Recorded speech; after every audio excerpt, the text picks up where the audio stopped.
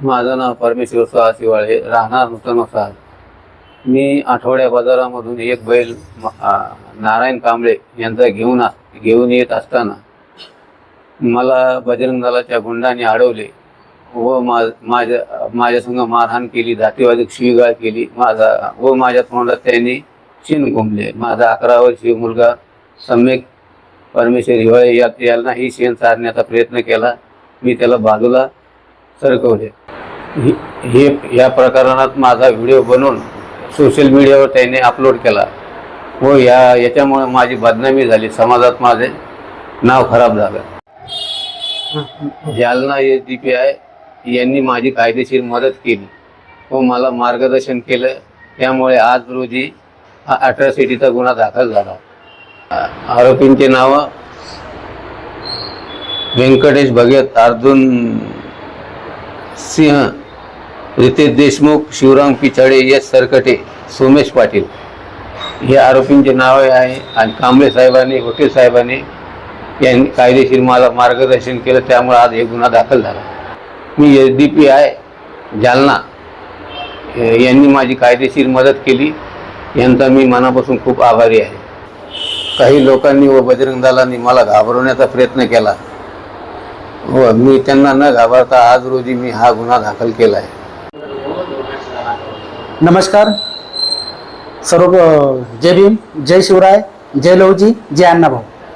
सर्वात प्रथम मी या घटनेचा निषेध करतो. आज रोजी जे आहे अॅट्रॉसिटी ॲक्ट अंतर्गत बजरंग दलावरती हा गुन्हा दाखल करण्यात आलेला आहे व 3 दिवसापासून हे हिवाळे भाऊ जे आहेत गुन्हा नोंद करण्यासाठी हे करत होते, प्रयत्न करत होते.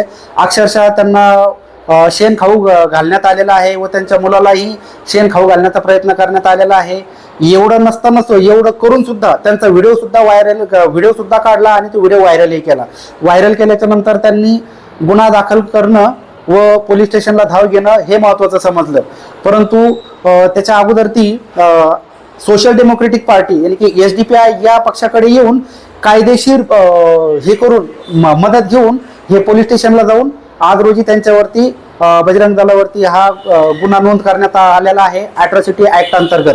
तरी सुद्धा ज्याच्यावरती पण अन्याय अत्याचार होत असतो त्यांनी कोणी घरात न बसता आणि न घाबरता त्यांनी समोर येऊन धाडस दाखवलं पाहिजे व अशा गुंड प्रवृत्तीच्या लोकांवरती हे कायदेशीर कारवाई करून त्यांच्यावरती गुन्हे दाखल केले पाहिजे. तरी सुद्धा ही जी कारवाई जी झालेली आहे, आमचे प्रदेश अध्यक्ष आदर तांबोळी साहेब यांच्या मार्गदर्शनाखाली आज जालना SDPI टीमनं आज खूप मोठी कौतुकास्पद ही कारवाई.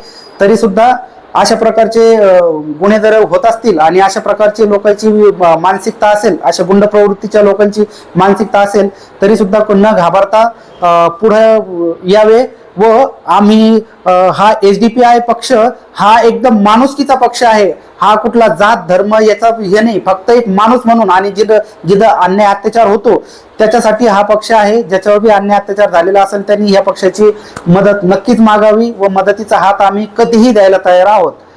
त्यासाठी मी जालना जिल्हा उपाध्यक्ष विजय कांबळे, धन्यवाद.